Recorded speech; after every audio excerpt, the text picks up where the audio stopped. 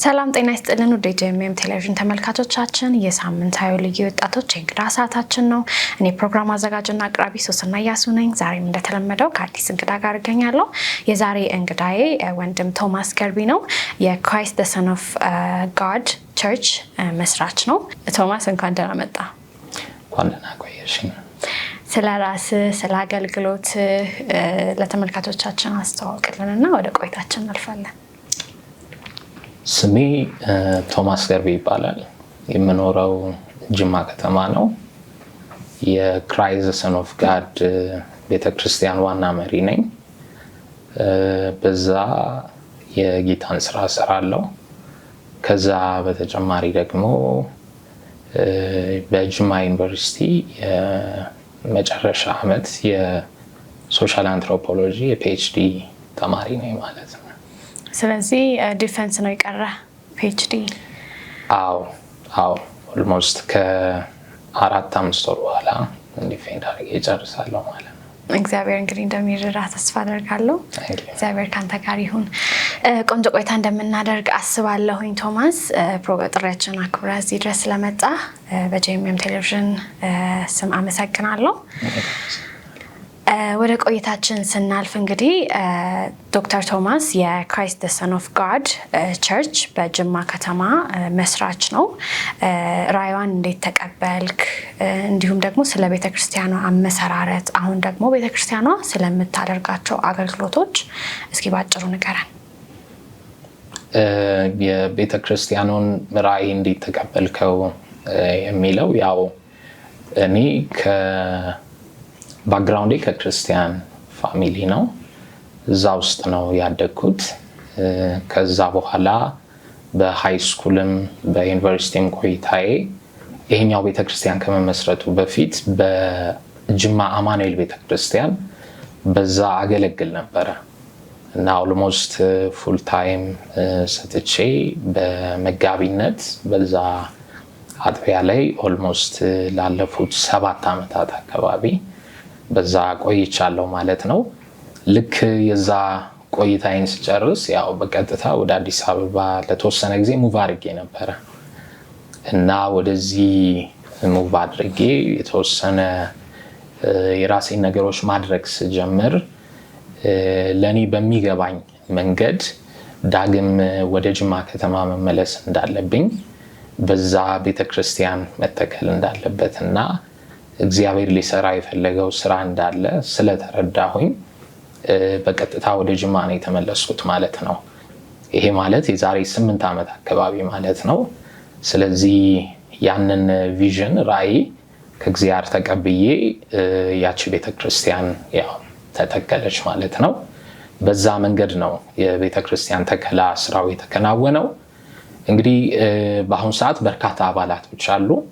ቤተክርስቲያናችን ደቀ መዝሙር በማድረግ የገሃነም ደጆችን በማፍረስ ልዩ ልዩ ስልጠናዎችን በመስጠት በማስጠመቅ በልዩ ልዩ አቅጣጫዎች ራሷን በየጊዜው እያሰፋች እየሄደች ያለች ቤተክርስቲያን ናት። ከኔ ጋር አብረው የሚያገለግሉ መጋቢዎች አሉ። ወደ 6 የሚጠጉ የሙሉ ጊዜ አገልጋዮች በዛች ቤተክርስቲያን ውስጥ አሉ። ያው መልካም ጥሩ ጊዜ እያሳለፍን እስካሁን ቆይተናል ማለት ነው እና በአጠቃላይ አመሰራረቱ ይሄን ይመስላል። መልካም። እንግዲህ አንተ እንደነገርከኝ የፒኤችዲ ተማሪም ነህ፣ ከጎንም ደግሞ ታገለግላለህ። በዩኒቨርሲቲም የማስተማር ሀሳብ እንዳለህም ነግረኸኛል። አገልግሎትንና ስራን ትምህርት እንዴት ማስኬድ ይቻላል? ምክንያቱም ብዙ ቦታ ስለማይ ነው። ያው ብዙ ጊዜ ለአገልግሎት ሰዎች ሲጠሩ መስራት እንደሌለባቸው ብዙ ጊዜ የሚታሰብ አይነት አስተሳሰብ አለ እና ራስንም ሰፖርት ከማድረግ አንጻር እንደ ወጣት ደግሞ የሚጠበቅብንን ለእግዚአብሔር መንግስትም እንዲሁም ደግሞ ለተወለድንባት ምድርም ከማበርከት አንጻር ሁለቱ እንዴት መታየት አለበት ትላለህ? ታንክ ዩ። እኔ ከልጅነቴ ጀምሮ ትምህርት ወዳለሁ እና ፋይናሊ ወደዚህ ውሳኔ የመጣሁት የጥሪ ጉዳይ ይመስለኛል። አንዳንድ ጊዜ ኦፖርቹኒቲዎችን ከማጣት ወይም ደግሞ የጀመርናቸው ትምህርቶች ካለመሳካት የተነሳ ወደ አገልግሎት ይገባል የሚል አመለካከት ያላቸው ሰዎች አሉ። እኔ ከእንደሱ አይነት ወገን አይደለሁኝም። ጥሩ የሃይ ስኩል ቆይታ ነበረኝ። ያንን የሃይ ስኩል ቆይታ ከጨረስኩኝ በኋላ የመጀመሪያ ዲግሪን አግሪካልቸራል ኢኮኖሚክስ ላይ ነው ያጠናሁት ጅማ ዩኒቨርሲቲ። ከዛ እንደገና ሁለተኛ ዲግሪን ቢዝነስ አድሚኒስትሬሽን አጠናሁኝ። ያንን አጥንቼ ነው እንግዲህ ያው የእግዚአብሔር ጥሪ በርትቶ መጥቶ ስለነበረ ወደ ሙሉ ጊዜ አገልግሎት የገባሁት ማለት ነው። እየተማርኩኝ ተጨማሪ በቲዮሎጂ እና በሶሻል አንትሮፖሎጂ የማስተርስ ዲግሪን ሰርቻለሁ ማለት ነው። ከዛ አሁን ፋይናሊ የፒኤችዲ ዲግሪን ለማግኘት ኦልሞስት አሁን የአራተኛ ዓመት የመጨረሻ ዓመት ተማሪ ነኝ። ዲፌንስ ነው የምጠብቀው።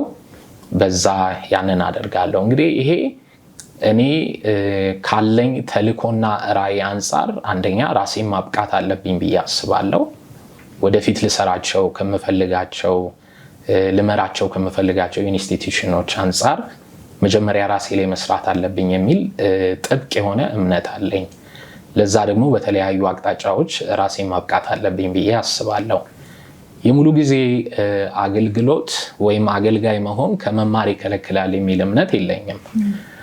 ምክንያቱም የተሰጠን 24 ሰዓት ነው። በዚህ 24 ሰዓት ሙሉ እንጸልያለን የሚል አመለካከት የለኝም። 24 ሰዓቱን ሙሉ እንሰብካለን የሚል አመለካከት የለኝም።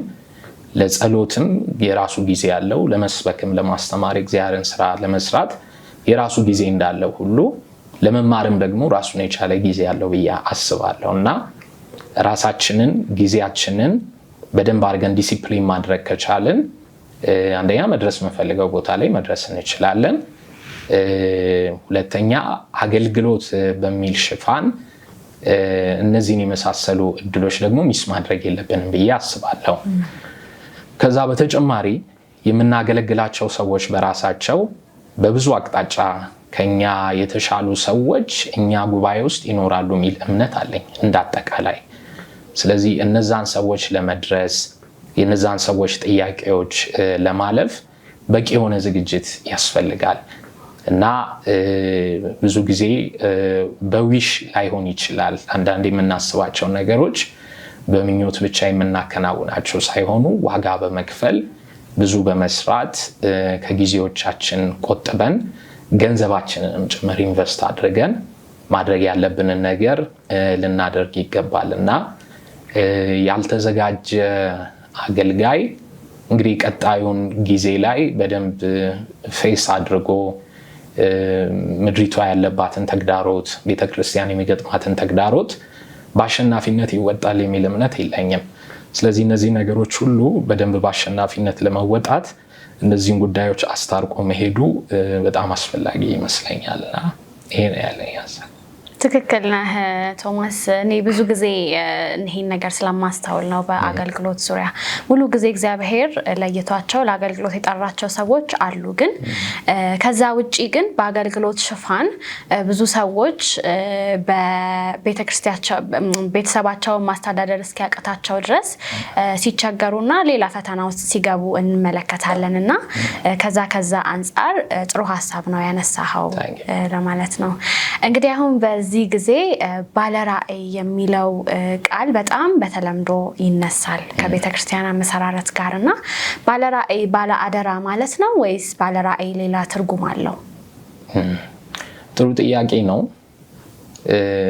እንግዲህ አንዳንድ ጊዜ ሰዎች ለሚጠቀሟቸው ቃላቶች በእውቀትም ያለ እውቀትም ቃላቶቹን ሊጠቀሙ ይችላሉ ብዬ አስባለሁ።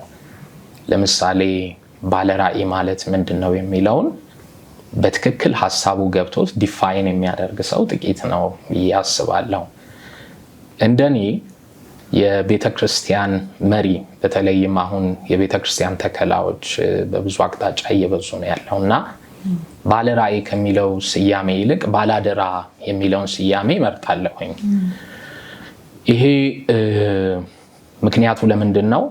ባላደራ የሚለው ቃል ያለንበትን ሁኔታ በትክክል መድረስ ይችላል። ምክንያቱም ባላደራ ማለት የእርሱ ባልሆነ ወይም የሌላ አካል የሆነን ህዝብ ሊሆን ይችላል፣ ገንዘብ ሊሆን ይችላል፣ ሐሳብ ሊሆን ይችላል፣ ትርፋማ በሆነ መንገድ ማስተዳደር እንዲችል የተሾመ ማለት ነው ባላደራ የሚለውና በዚህ በባላደራነት ስር አንድ 3 ጥሩ ፖይንቶች አሉ።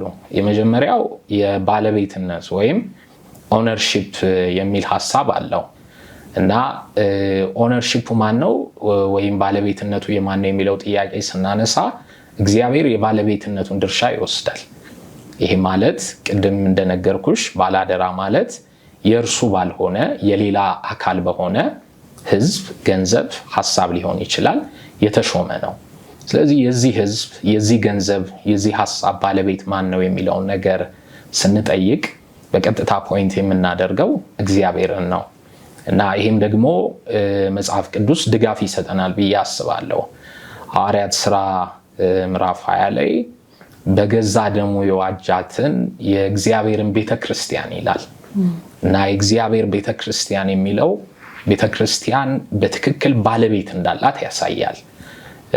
የማቴዎስ ወንጌል ምዕራፍ 16ንም እንደዛው 13 አካባቢ ስታይ ጌታ ኢየሱስ ለደቀ መዛሙርቶቹ ያቀረበው ጥያቄ አለ። ሰዎች የሰው ልጅ ማን ይሉታል የሚል ጥያቄ አለ እና መጨረሻ ላይ ጴጥሮስ በደረሰበት መገለጥ ያንን ጥያቄ መልሶ አይ አንተ የሕያው የእግዚአብሔር ልጅ ነህ ክርስቶስ ነህ ሲለው አዎ ይህን ስጋና ደም አልገለጠልህም፣ ስለዚህ በዚች አለት ላይ ቤተክርስቲያኔን እሰራለሁ እና ቤተክርስቲያኔ የሚለው ሐሳብ እንደዚሁ ባለቤት እንዳለው ያሳያል ማለት ነው እና በባላደራነት ውስጥ የመጀመሪያው የምናሰምርበት ጉዳይ የኦነርሺፕ ጉዳይ ነው እና ባለቤቱ እግዚአብሔር መሆኑን ነው የምናየው። ሁለተኛው አደራ ደግሞ የተሰጡን ነገሮች አሉ።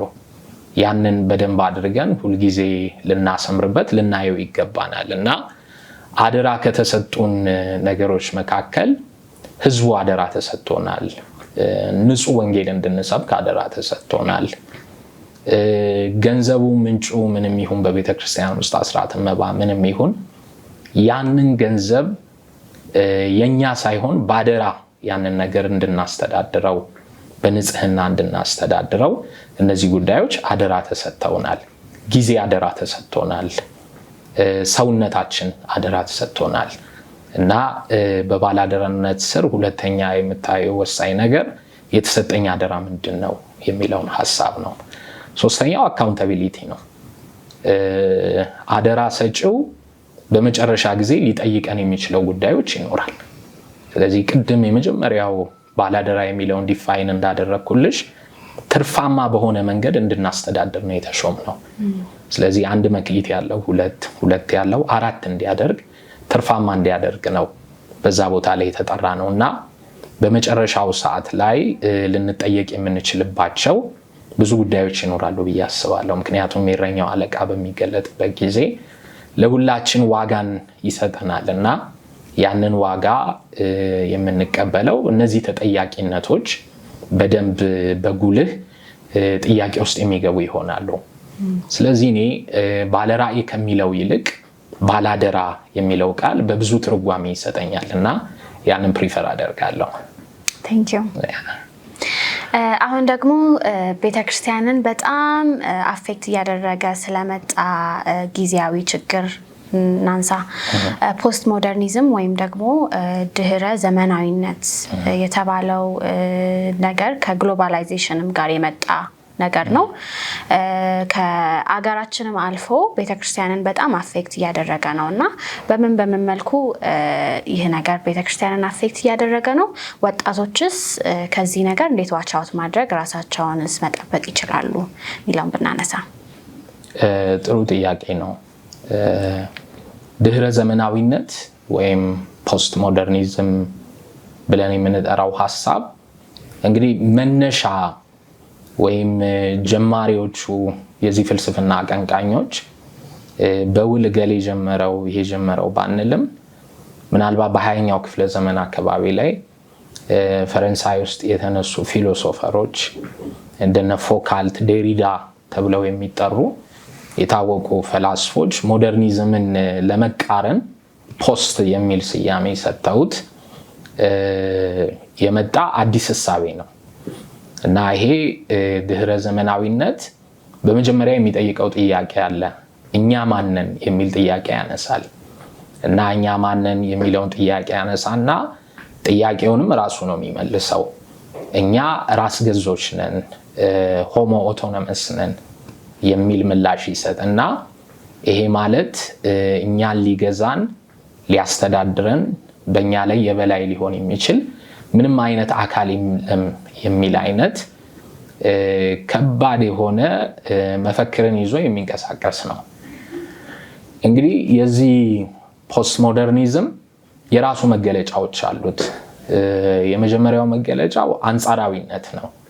አንጻራዊነት ብለን የምንጠራው there is no absolute truth ብለው ነው የሚያምኑት። ምንም አይነት ፍጹም የሆነ እውነት የለም፣ እውነት በራሷ አንጻራዊ ናት የሚል እሳቤ ያላቸው። ይሄ ማለት ከጋብቻ አንጻር ሊሆን ይችላል።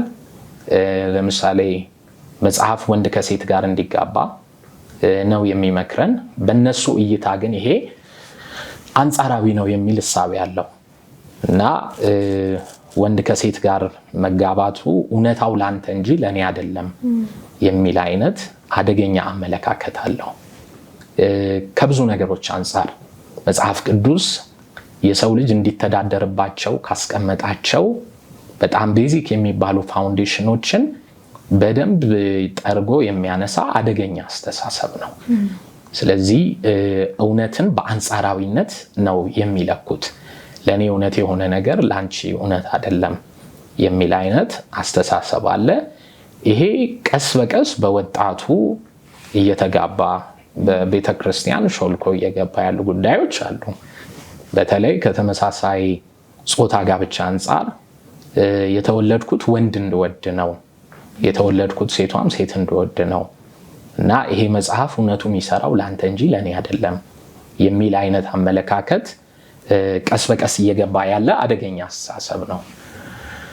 ሁለተኛው የፖስት ሞደርኒዝም መገለጫው ማዕከለቢስነት ነው።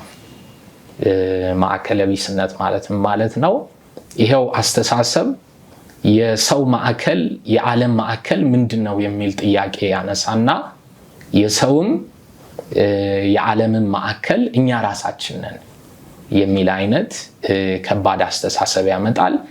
ይሄ የእግዚአብሔርንም የመጽሐፍ ቅዱስንም የቤተ ክርስቲያንንም ስልጣን የሚሽር አደገኛ አመለካከት ነው እና በዚህ ውስጥ ስለ ሃይማኖት የባህል እሴቶችን የመሻር ሃይማኖቶችን የመሻር ያደግንባቸው መልካም እሴቶች ባዶ የማድረግ ኃይል አለው። ከሁሉ በላይ በእነዚህ ፍልስፍና ውስጥ ሃይማኖት በራሱ እንደ ኦፒየም ነው ብለው ያስባሉ። ሃይማኖት እንደ አደንዛዥ እጽ ነው። የቤተ ክርስቲያን መሪዎች ምዕመኖቻቸውን በቀላሉ ለመግዛት ለማስተዳደር ይሄንን አድርግ ያንን አታድርግ በሚል ህግ ጠፍረው የሚያስኬዷቸው እንጂ በራሱ መጽሐፍ ቅዱስም ቤተ ክርስቲያንም እግዚአብሔርም ተጨባጭ ለውጥ በዓለም ላይ ሊያመጡ አይችሉም። በራሱ ሃይማኖት በራሱ እንደ አንቲፔን ነው። በተወሰነ መንገድ ህመምህን ያስታግስልሃል። ከዛ በተጨማሪ ምናባዊ ደስታን ይሰጣል እና ያንን ምናባዊ ደስታ ካገኘ በኋላ በዓለም ላይ ያለውን ነገር በቀላሉ ታግለህ እንዳታገኘው ያደርጋል የሚል ከባድ አመለካከት አለው። የመጨረሻው ሶስተኛው የነዚህ ሰዎች አመለካከት አምላከ ቢስነት ነው እና የአምላክን ድርሻ የሚሽር አይነት ሐሳብ አለው። እንግዲህ ፖስት ሞደርኒዝም በዚህ መንገድ በወጣቱም እንደ ሀገርም እንደ ቤተክርስቲያንም አሁን በገለጥኩት ደረጃ ራሱን ግልጽ አድርጎ ባይመጣም መሰረቶቹ የተወሰኑ አንዳንድ ሲምፕተሞችን በደንብ አድርገሽ ማየት መመልከት ትችያለሽ። መትረፊያችን ምንድነው የሚለውን ሐሳብ ስናነሳ ምናልባት መጽሐፍ ቅዱሳዊ መሰረቶች ወሳኝ ይሆናሉ። ለምሳሌ ሁለተኛ ጢሞቴዎስ ምዕራፍ 4 ላይ ጳውሎስ በመጨረሻ ሰዓት ለመጨረሻው የሞት ፍርድ በሮም እስር ቤት ውስጥ ሆኖ በእምነት ለወለደው ለጢሞቴዎስ የመከረው ምክር ነበርና ያ ምክር በጣም ወሳኝ የሆነ ነገር መክሮታል እና ያ ምክር ዛሬም ይህንን ፖስት ሞደርኒዝም ድህረ ዘመናዊነት ብለን የምንለውን አስተሳሰብ ለመጋፈጥ ወሳኝ መልእክት ይመስለኛል እና በሕያዋንና በሙታን ሊፈርድ ባለው በእግዚአብሔር ፊት በክርስቶስ ኢየሱስ ፊት በእነዚህ ሁሉ ፊት እመክርሃለሁ ካለው በኋላ 4-5 አይነት ምክሮች ይመክረዋል። ቃሉን ስበክ፣ መከራን ተቀበል፣ የወንጌል ስራን ስራህ አድርገው፣ እየተቸህ እየዘለፍክ አስተምር፣ ገስጽ የሚል አይነት በጣም ቤዚክ የሆነ ትምህርቶችን ይነግረዋል እና ማምለጫችን መትረፊያችን እሱ ነው የሚል አመለካከት አለኝ እና ከዚህ አንፃር ዘመናዊነት እናየዋለሁ። ጥሩ ሀሳብ ነው ያነሳኸው ዶክተር። እንግዲህ ቆይታችንን ወደ ማጠቃለል እየደረስን ነው። እስኪ ለመጨረሻ እንግዲህ ድል ብሰጥህና የወጣቶች ፕሮግራም እንደመሆኑ መጠን ወጣቶች አንደኛ እንዴት ራሳቸውን ማብቃት ይገባቸዋል ትላለህ? ሁለተኛ ደግሞ ለወጣቶች ለክርስቲያን ወጣቶች ማስተላለፍ የምትፈልገው መልእክት ካለ የመጨረሻ ድል ልስጥህ። ወጣቶች ራሳቸውን ሊያበቁ ይችላሉ ብዬ ማስበው አንዳንድ እነዚህ ብሩታል ኩዌሽን የምንላቸው ጨከን ያሉ ጥያቄዎች፣ ጠንከር ያሉ ጥያቄዎችን ራሳቸውን ከመጠየቅ መጀመር አለባቸው ብዬ አስባለሁ እና ሰው ስኬታማ የሚሆነውም መውጫ መንገድም መትረፊያም የሚያገኘው እነዚህን ጥያቄዎች ሲጠይቅ ነው እና እነዚህ ጥያቄዎች ምንድናቸው? ለምን ተወለድኩኝ? ወይም የተወለድኩለት ዓላማ ምንድነው? የምኖርለት ዓላማ ምንድነው? የምሞትለት ዓላማ ምንድነው? የሚሉ ቀለል ያሉ ግን ጠንካራ ምላሽ የሚጠይቁ እነዚህን ጥያቄዎች ራስን በመጋፈጥ ነው ብዬ አስባለሁ እና እነዚህ የስኬታቸውን ቁልፍ መልሱ ከተገኘ ያገኙታል የሚል እምነት አለኝ። ሰው የተወለደለትን የሚኖርለትን የሚሞትለትን ዓላማ ካወቀ ስኬታማ ነው። ሌሎች ነገሮች ከዛ በኋላ ትርፍ ይመስሉኛል ማለት ነው።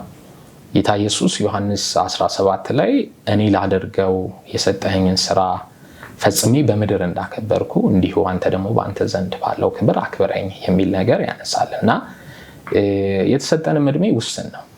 በዚህ እድሜ ውስጥ ሁሉንም በተኖች ነካክተን አይሆንም። ግን እኔ ፐርሰናሊ የተወለድኩለት የምኖርለት የምሞትለት ዓላማ ምንድን ነው የሚለውን ነገር ማሰብ ከቻልኩኝ በደንብ በዓላማ ኖሬ ስኬታማ መሆን እችላለሁ ብዬ አስባለሁ እና ወጣቶች ይህንን ቢያስቡ። ሁለተኛው ሜንተር ቢኖረን አባት ወይ መንፈሳዊ አባት የምንለው ነገር ወሳኝ ይመስለኛል። ምክንያቱም ሜንተርሺፕ ላይ አሁን ያለው አስተሳሰብ ትክክል ስላልሆነ ምናልባት ከቤተ ክርስቲያን ሹመት ጋር በተያያዘ ለአንድ ቀን ጋብዘን ዘይት ያፈሰሱብን ሰዎች አባት የሚል ስያሜ እንሰጣቸዋለን። ከዛ በኋላ የተወደቅን የተነሳን ምን ስህተት ስንሰራ አረሙን የሚሉ ጉዳዮች ግምት ውስጥ አይገቡም። ስለዚህ እንደገና መለስ ብለን ዞር ብለን በድፍረት እኛን ሊመክሩ ሊገስጹ፣ ስናጠፋ ሊመልሱን፣ ጎበዝ ስንሆን ኢንከሬጅ ሊያደርጉን ለሚችሉ ከኛ ለተሻሉና እኛም ማብቃት ለሚችሉ ሰዎች ራሳችንን አሳልፈን መስጠት አለብን የሚል እምነት አስተሳሰብ አለኝ። አመሰግናለሁ ዶክተር። ክራይስት ዘ ሰን ኦፍ ጋድ ቸርችን ከጥቂት ዓመታት በኋላ የትንጠብቃት እንደ ዓላማ ይዛችሁ እየሰራችሁበት ያለው ጉዳይ ምንድነው በሚለው ፕሮግራማችንን እናጠቃል። በጣም አመሰግናለሁ። እንግዲህ ቤተክርስቲያናችን ክራይስት ዘ ሰን ኦፍ ጋድ ጅማሬዋ ጅማ ላይ ይሁን እንጂ በዓለም ሁሉ ላይ ተተክላ እናያታለን የሚል ትልቅ እምነት አለኝ። እንግዲህ ትልቁ ዋናው ዓላማችን ለክርስቶስ ኢየሱስ የሚሆኑ ደቀ መዛሙርቶችን ማፍራት ነው። ዓላማቸውን የሚያውቁ እነዛን ደቀ መዛሙርት ማፍራት ነው። አሁን ላይ ቤተክርስቲያናችን እንግዲህ ከመንግስት በተለያየ ጊዜ ጥያቄዎችን አቅርባ የራሷ የሆነን ስፍራ አላገኘችም እና ስቲል ያለችው እቺ ቤተክርስቲያን በክራይ ነው። ከቅርብ ጊዜ ወዲህ ግን ባደረግናቸው አንዳንድ እንቅስቃሴዎች የቦታ ግዢ ፕሮሰሶች ላይ ገብተናል እና ለዚህም ለቀብድ የሚሆኑ ከ1 ሚሊዮን ብር በላይ ከፍለን ቀጣይ የሚቀሩብን የተወሰኑ ገንዘቦች አሉ ማለት ነው እና እንግዲህ ይህንን ፕሮግራምም ለሚያዩ ሰዎች በአጠቃላይ ጥሪ ማደርገው ከዚች ቤተክርስቲያን ራዕይ ጎን በመቆም ባላቸው ነገር ሁሉ ድጋፍ ቢያደርጉልን እቺ ቤተክርስቲያን እግዚአብሔር ያየላት ቦታ ላይ ነገ ትቆማለች ትደርሳለች የሚል እምነት አለኝ። አንቺንም ስለጋበዝሽኝ በፕሮግራሙ ስም አመሰግናለሁ። በጣም አመሰግናለሁ ቶማስ፣ ጥሪያችንን አክብረህ እዚህ ድረስ ተሞክሮህን እንዲሁም የተለያዩ ገንቢ ሀሳቦችን ልታደርስ ለወጣቶች ስለመጣ እጅግ በጄኤምኤም የወጣቶች ፕሮግራም ስም አመሰግናለሁ። ለዛሬ ያዝነው የወጣቶች እንግዳ ሰዓታችን ይህን ይመስል ነበር። ከዶክተር ቶማስ ገርቢ ጋር ያደረኩት ቆይታ በዚሁ ተጠናቋል። እኔ ፕሮግራሙ አዘጋጅና አቅራቢ ሶስና ያሱ ነበርኩኝ። በሚቀጥለው ሳምንት በአዲስ እንግዳ እንገናኛለን። መልካም ሳምንት ይሁንላችሁ።